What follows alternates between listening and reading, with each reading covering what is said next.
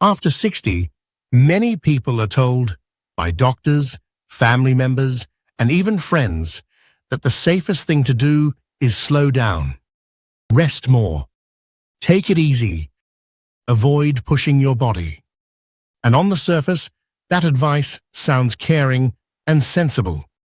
But what almost no one explains is that too much rest, too much sitting, and too much avoidance quietly does more damage than gentle effort ever could.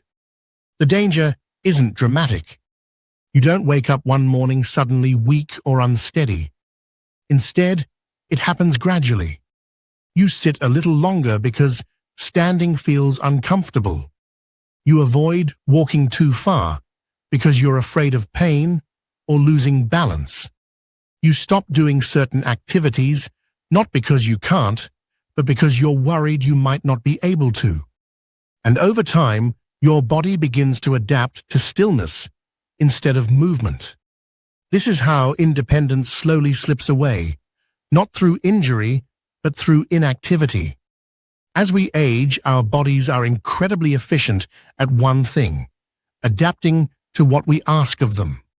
When we move less, muscles weaken because they're no longer needed.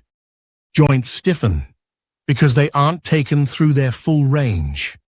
Balance fades because the brain stops practicing coordination. Circulation slows because muscles aren't helping pump blood efficiently. None of this happens because your body is broken. It happens because your body is responding exactly as it was designed to. One of the biggest myths after 60 is that discomfort means damage. In reality, safe, controlled movement often reduces pain over time. When you stop moving to avoid discomfort, you unintentionally teach your body that movement is no longer required, and the systems that support strength and stability begin to shut down. Doctors and physical therapists see this pattern every day. Seniors who rest too much often lose strength faster than those who stay gently active.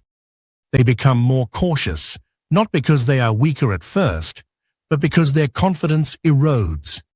Fear replaces trust in their own bodies, and fear leads to even less movement. The irony is that doing nothing feels safe in the moment, but it increases the risk of falls, stiffness, and loss of mobility later on. Gentle effort, done consistently, does the opposite.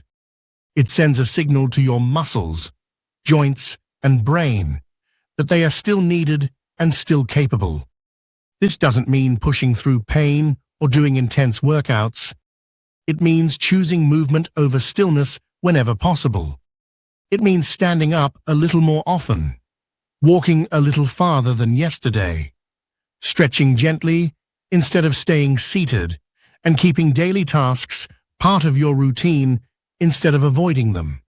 Even simple movements matter. Getting up from a chair without using your hands trains leg strength and balance.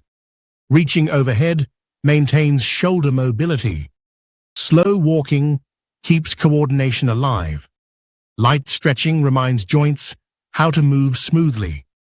These actions may seem small, but together they protect your independence. There's also a mental side to this that's just as important. When you move regularly, your brain stays engaged. It continues to practice balance, timing, and awareness of your body in space. This reduces fear because confidence grows with repetition. You begin to trust your body again, and that trust encourages more movement. Many seniors who start moving gently after long periods of inactivity are surprised by how quickly they feel better. Not younger, but steadier. More capable, less stiff. More in control. Energy improves because circulation improves.